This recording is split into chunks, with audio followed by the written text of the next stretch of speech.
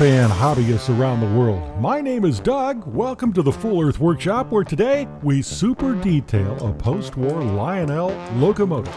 This very high quality engine was really not very attractive, all solid black. We're going to do a Union Pacific version and we're going to super detail it. Normally I like to leave vintage equipment as it was when it was manufactured. However, there are some issues with this one. This was very inexpensive, about $65 on eBay. It had taken a bad fall. You can see the shell is broken.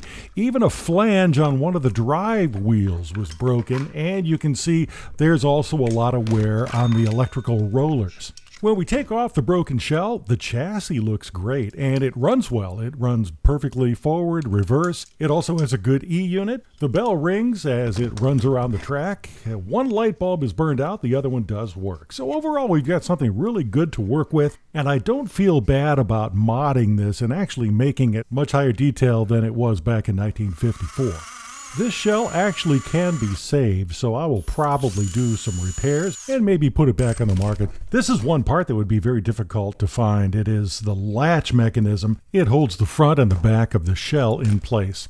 Has anybody ever seen these lanterns on the front of an NW2? I have looked for photographs and I have never seen lanterns at the front or a round antenna like that. Now, there probably was at least one example of this back in the 50s, but none of the photographs survive, so I'm going to be removing those. I do encourage people that work on these old locomotives to really think about moving those parts along. In other words, reselling the spare parts you get and you decide not to use. To make sure you keep them in circulation, just put them on eBay. Even though you don't make a lot of money on them, I think it really does a favor to other hobbyists. I know I appreciate it. Post-war Lionel had a habit of bringing out a very nice locomotive and then immediately starting to cost reduce it. And this was the pinnacle of what was available for the NW2. After 1954, they started taking off a lot of the parts, for instance, the stanchions and wired railings. Some details were always molded into the shelf, such as these handholds all over the body. So we're removing those along with the stanchion area that I'm pointing out here. If you notice, in this particular area, because of molding concerns, this part was real sharp, and that actually was rounded all the way back to the cabin. So we're going to put that radius in like it should be. We're going to use wire to replace these handholds. Now, there's a couple of ways we could do this. We could use brass, which I really like to use because of its malleability, but one of the problems is it also can be a lot softer, easy to bend those. So for hand railings and stanchions, you don't want those to bend, so I prefer to use piano wire. We'll do that in just a bit. The polymer that Lionel used on their shells back in the 50s was kind of soft, and so you would see things like this, venting louvers with mild abrasions. Initially, I thought this problem was going to be rather difficult to fix, but it turned out not to be at all. You just cut away the material that you don't want, that's in the spots where it shouldn't be, and then you take out milliput. This stuff is really nice. When it's fully cured, it takes on a durometer very similar to styrene. If you can't find milliput in your area, there are other products that do the same thing. Basically, you take one part of a resin and another of a reagent, you mix them together and let them cure. As we move along today, I'll show you images that show the details that we're going to put in. We're taking out this lantern detail right now, but don't worry, we're going to put a light in its place, one that I've actually been able to find in photographs. Hey, make sure you stay around till the last part of this episode. I'm going to show you a really interesting way to use acrylic to make yourself some really cool safety lights. So here's how we work on these vent louvers. It's actually really simple. Make sure you put some water on the tool. I'm using an X-Acto blade, and then just rebuild those details. Simple as that. Virtually every NW2 that's been made by Lionel has the same detail. It's an overhead shade for the engineer. Well, we're going to take that off because most of the photographs show an extendable unit that is rarely folded up. And we'll also put in a really cool wire support that looks like it has mechanism on it. You're going to have to wait till the next episode, though, to see that. So for right now, we're just going to use some coarse sandpaper to really smooth this area out to get ready for what is next.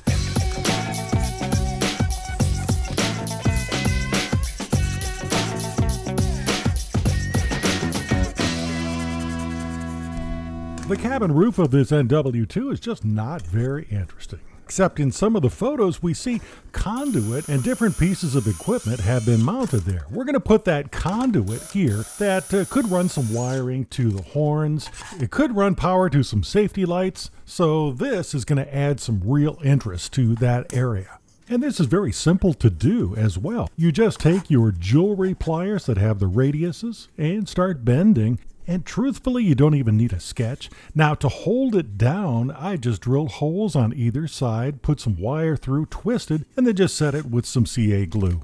This area can be a great location for super detailing. That grill just doesn't look realistic, and you really can't see anything behind it either. Check out this really cool photograph that was taken of an NW2 that had been modified, and you can see some fans behind that grill, and I think that would be a wonderful detail for this locomotive. Man, this polymer used by Lionel, it is really soft, so it's much easier to cut out than you would think.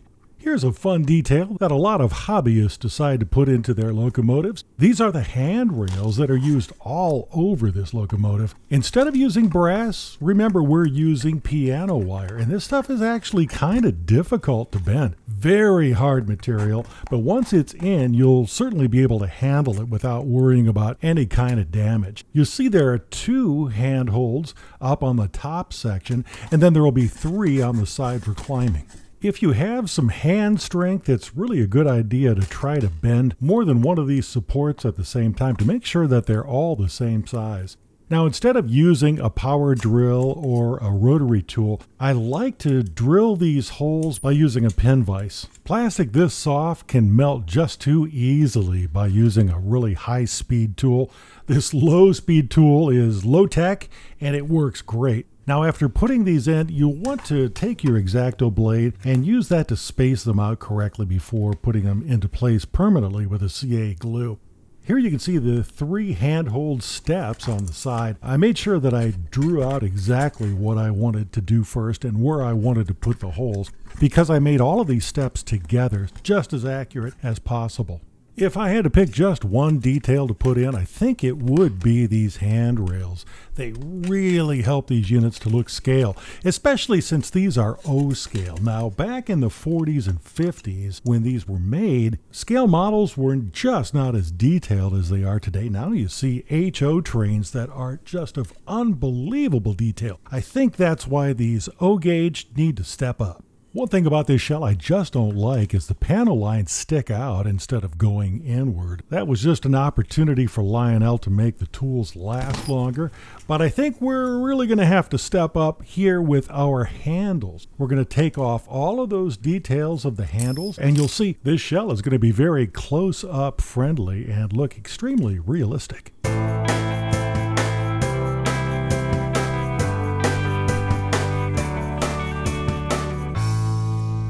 The Lionel 622 and 6220 both had stanchions with some really nice wire going to the back. However, it wasn't very accurate. What I've done here is purchase some stanchions that are used on other Lionel trains and maybe a little bit exaggerated. But as you see, once we put these stanchions back into place along with that wire form, it really looks great.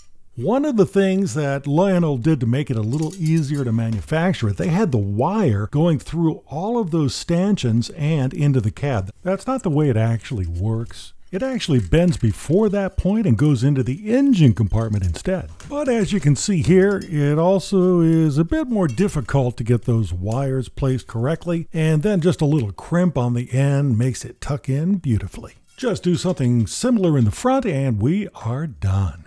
Now comes the crazy and strange forward stanchions. Now, looking at this historical photograph, it looks like the 4 forward stanchions also might be lifting locations for that central body. Not really sure, but I think we can make some stanchions that look very impressive for this scale of model. I'm going to be using brass wire here. You will probably make some marks on the brass wire as you form it. That's okay.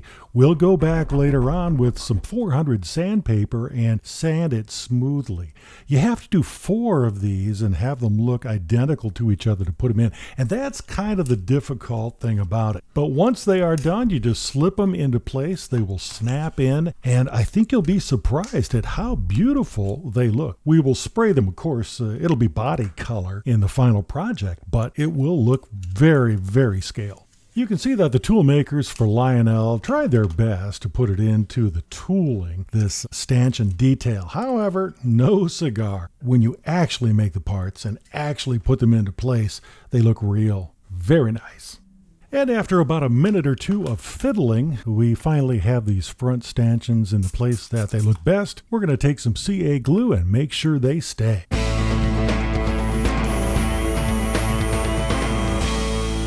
All right, you stuck around till the last, and I hope it pays off. We're going to be making a signal light. Now, you can buy these things from Lionel for $12, or you can just make your own. I took a piece of lucite here and just working it down with an X-Acto blade, sandpaper, and files, we're creating a nice little signal light for the front of this locomotive, and it's going to also be a light pipe, so it will pull light from the bulb. Most photographs show these beacon lights as being yellow, so we'll use some nice Tamiya yellow transparent paint on this. And as you see, using 1200 sandpaper, you can get it very transparent. And now let's take a razor saw and cut off our major award and put it into place and let that warm feeling of good craftsmanship roll all over your body.